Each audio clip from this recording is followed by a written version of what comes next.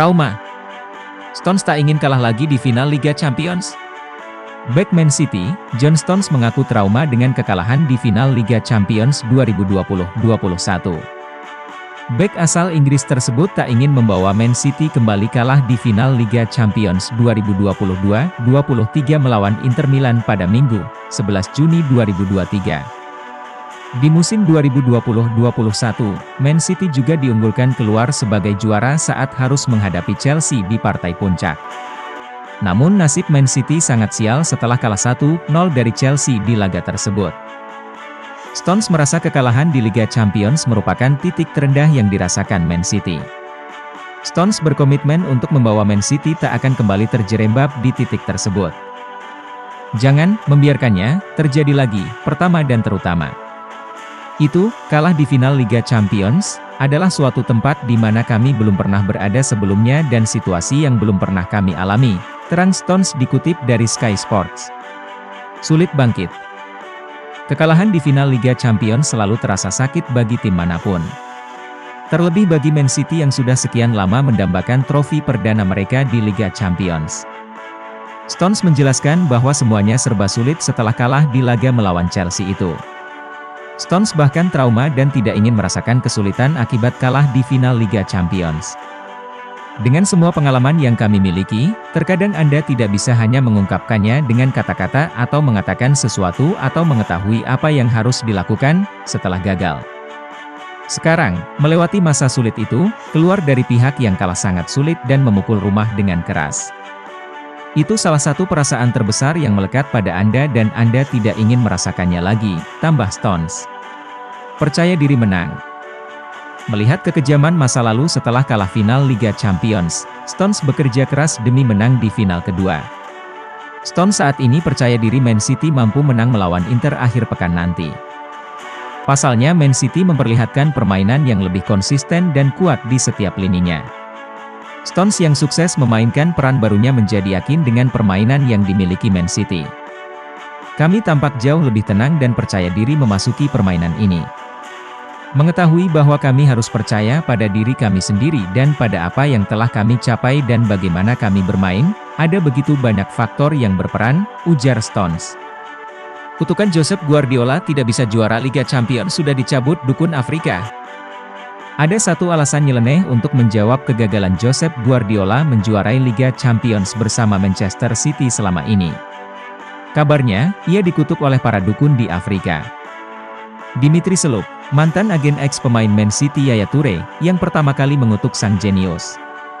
Kejadian itu sendiri bermula saat Yaya harus angkat kaki dari Man City pada 2018 lalu. Seluk kesal karena Yaya yang sempat jadi pemain penting Man City justru tersingkir di bawah komando Guardiola. Ia menganggap sang manajer telah melakukan diskriminasi terhadap pemain Afrika. Oleh sebab itu, Seluk mengatakan bahwa para dukun di Afrika akan mengutuk Guardiola tidak akan pernah memenangkan Liga Champions selama jadi juru taktik di Man City. Diangkat Mirror kemudian mengeluarkan laporan bahwa Seluk baru-baru ini mengaku telah meminta para dukun Afrika mencabut kutukan tersebut. Keputusannya ini semata-mata karena tidak ingin ikut melukai perasaan Yaya. Saya mau minta maaf atas masalah ini. Ketidaksukaan ini harus dihentikan. Saya tahu bahwa Yaya juga berharap Man City bisa sukses, ucap Seluk. Saya bisa pastikan bahwa kutukan tersebut telah dicabut oleh para dukun. Jadi saya rasa Man City sudah bisa juara Liga Champions di bawah komando Pep, tambahnya. Pasti juara. Apa yang diucapkan Seluk itu bisa jadi angin segar. Pasalnya, Man City kini sudah menjejakkan kaki di semifinal Liga Champions 2023. Citizens akan menantang Real Madrid, tim dengan gelar juara terbanyak di Liga Champions. Mereka, Man City, punya kesempatan yang bagus untuk memenangkannya tahun ini, kata Seluk. Sekalipun di tahun ini gagal, Seluk beranggapan Man City tetap bisa juara karena kutukannya sudah diangkat. Apapun yang terjadi, mereka akan memenangkannya dalam 3 tahun ke depan, kata dia lagi. Kesempatan treble menjadi juara di Liga Champions akan membuka peluang bagi Man City meraih treble winners di musim ini. Man City masih punya kans juara di Liga Inggris dengan mengalahkan Arsenal. Man City juga sudah mencapai final FA Cup dan bertemu dengan Man United. Berapa gaji yang diterima Lionel Messi di Inter Miami? Lionel Messi akhirnya telah memutuskan kelanjutan karirnya. Pemain berusia 35 tahun itu berlabuh dengan salah satu klub dari MLS, Inter Miami. Pengumuman itu disampaikan Messi pada Kamis, 8/6/2023, dini hari waktu Indonesia Barat.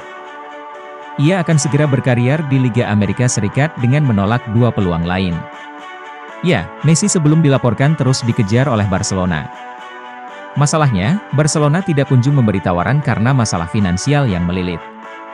Messi juga mendapatkan tawaran dari Al Hilal. Klub Arab Saudi itu berkenan membayar mega bintang dengan 300 juta euro per tahun. Nah, dengan penolakan Messi terhadap Barcelona dan Al Hilal, sebenarnya berapa sih gaji yang diterima Messi di Inter Miami?